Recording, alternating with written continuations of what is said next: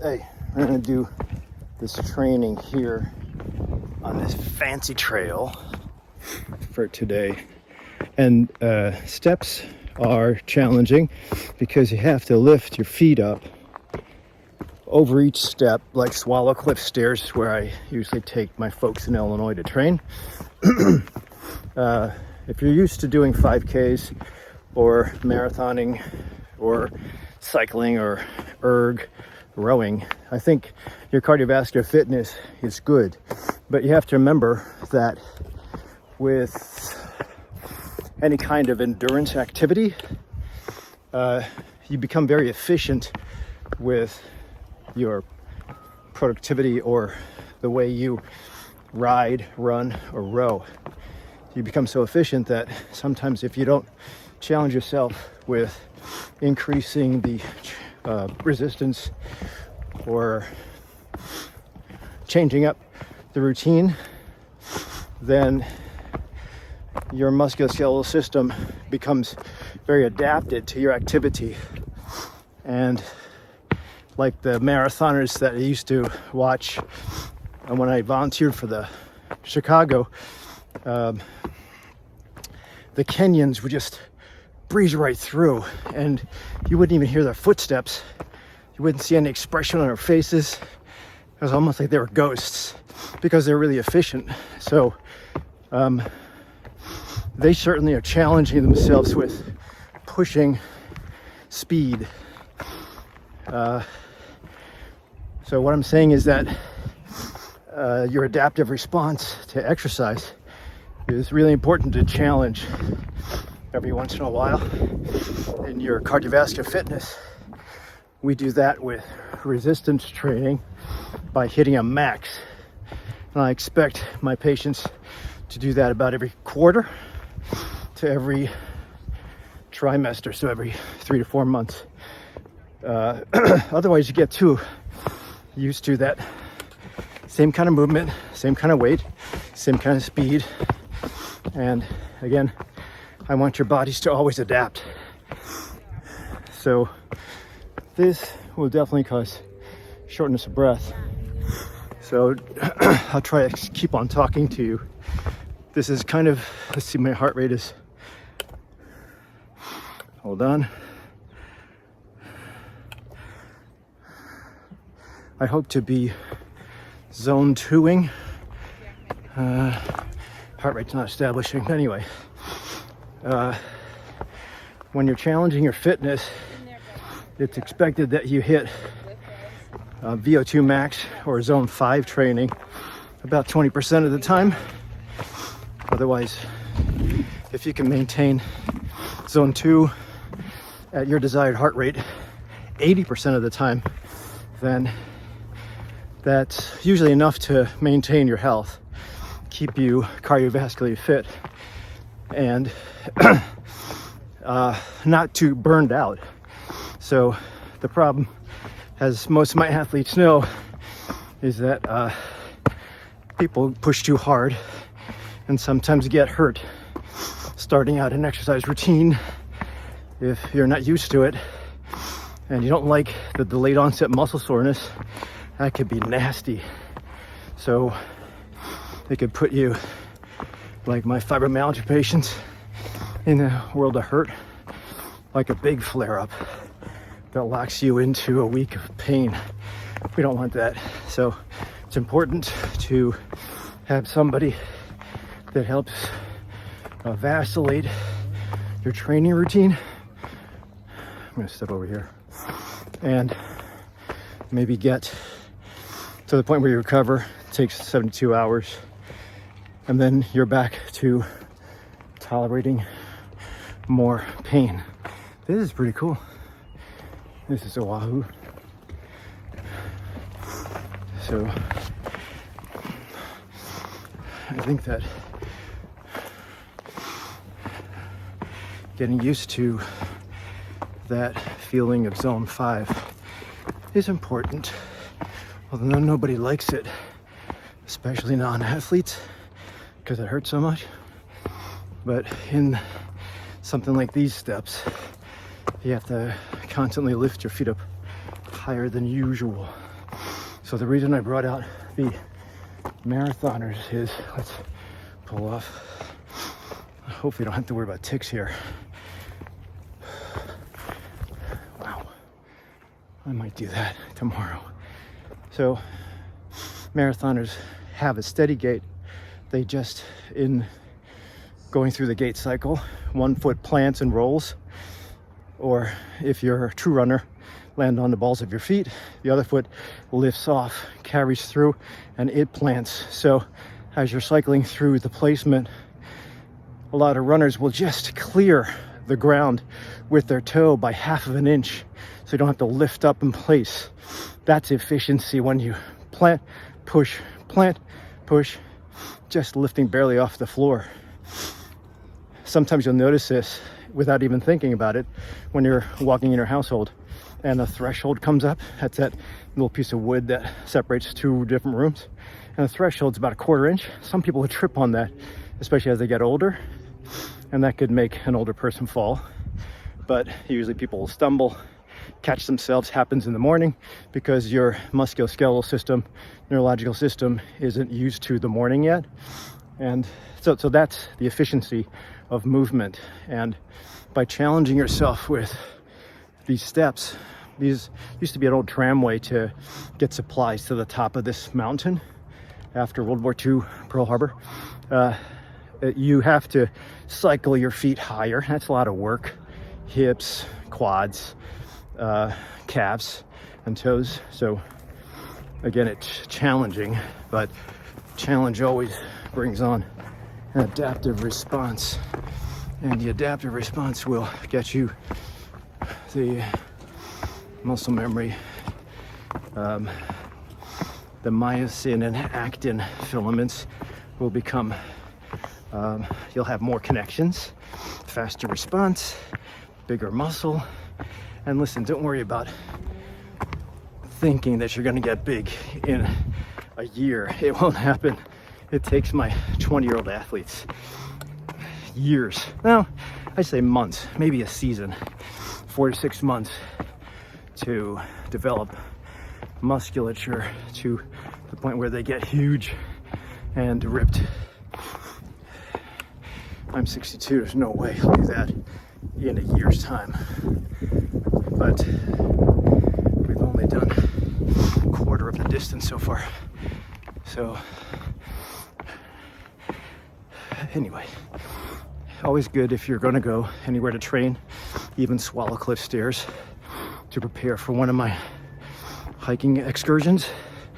Tell people where you're going, bring a little bit of water and a phone.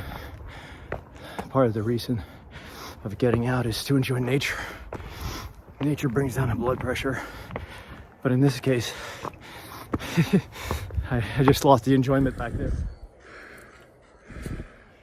140 to 150 is my zone 5.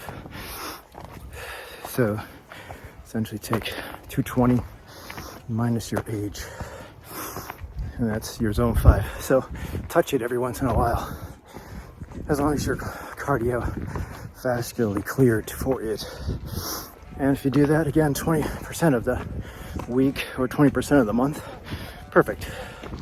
A lot of elite cyclists will train that way, and that usually gets them to finish up Tour de France. So that's where we are at this point.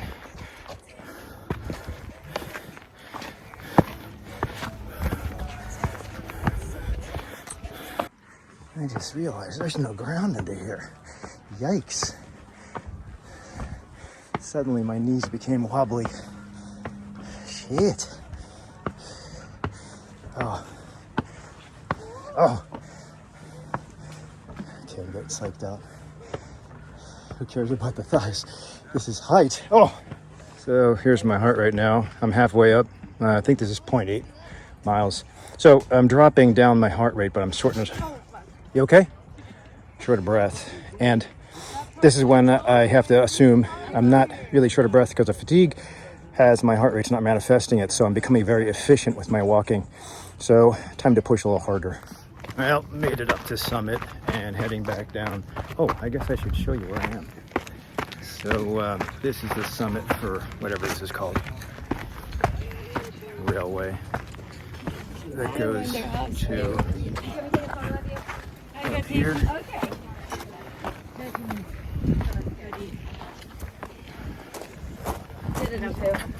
And this is technically a summit.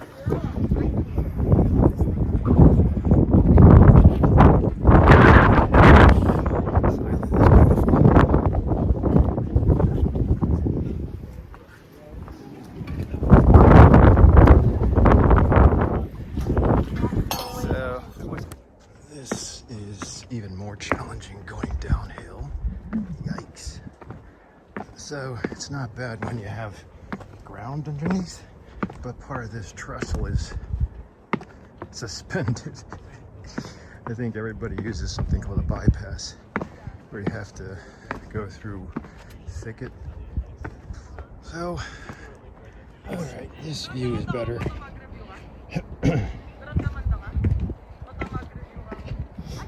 Now the heart rate isn't the challenge. The challenge is getting psyched.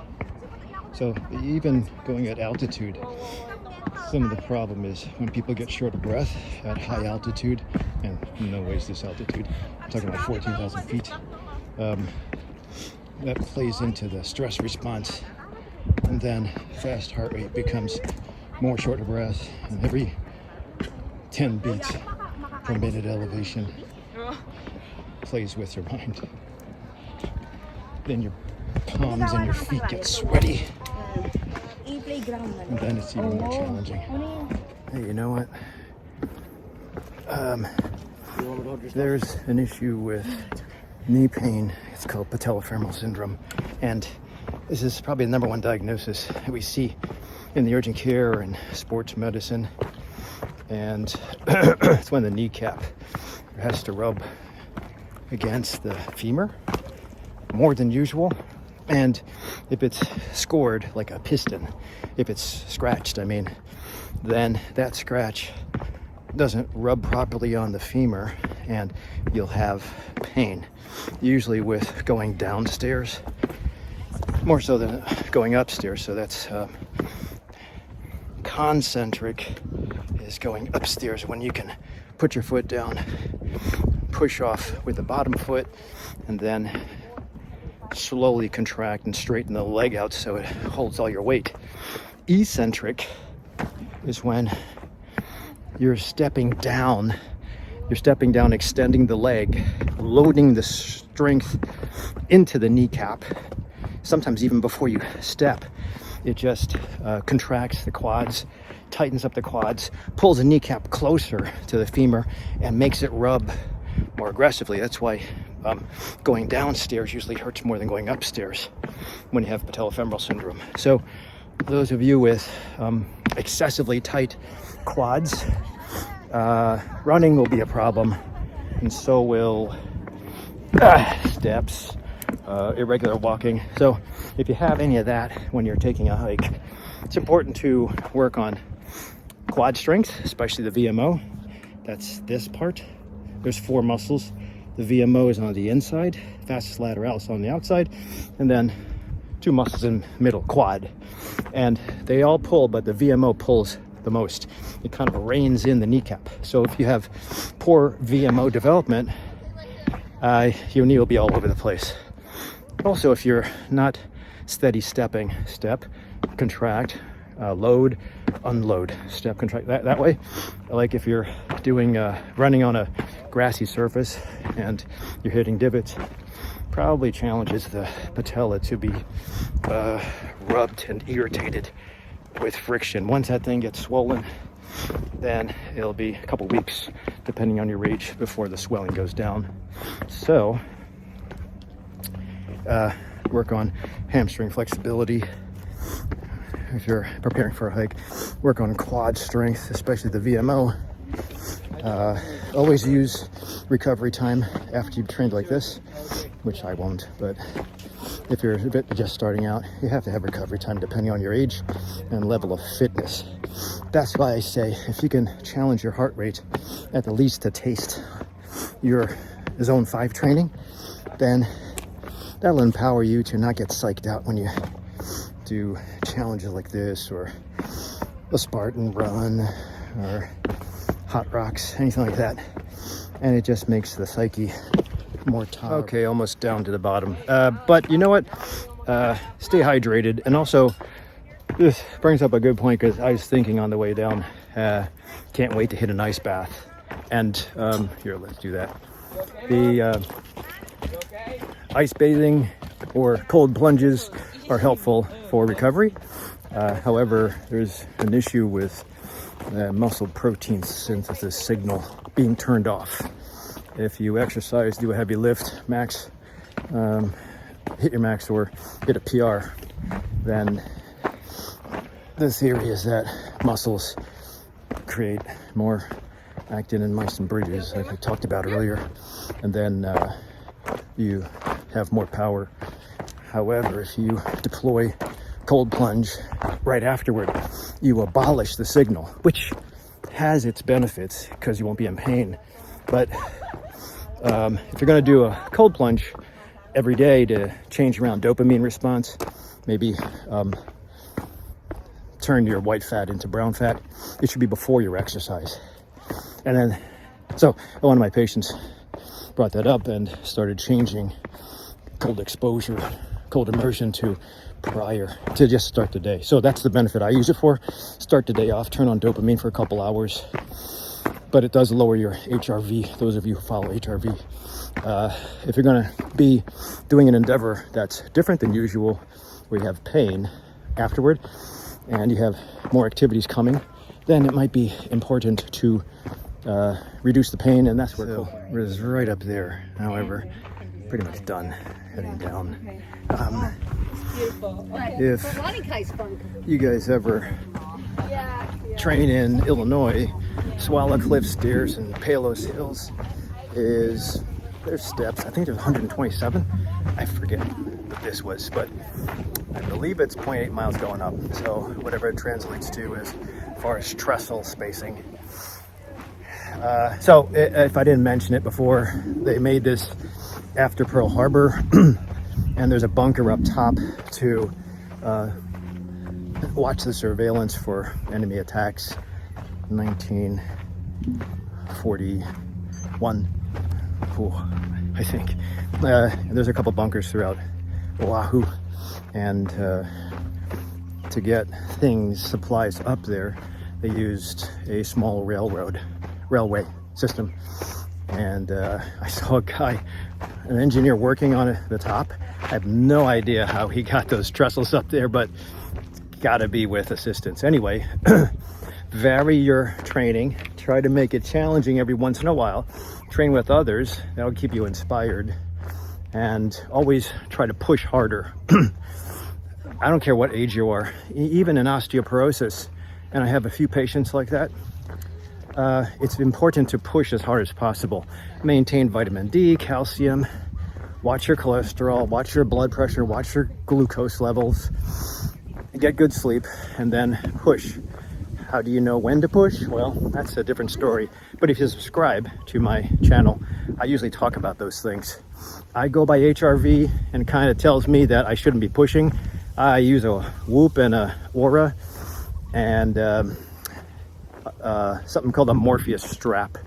All that data is great, but if you're not getting anywhere, what use is it? So if you're not getting anywhere and you got all that stuff, you might have to fine tune your lifestyle, and that's where integrative medicine comes in handy. So please consider subscribing. If you don't have an integrative medicine doctor that's helping you maintain change or design change, please look me up.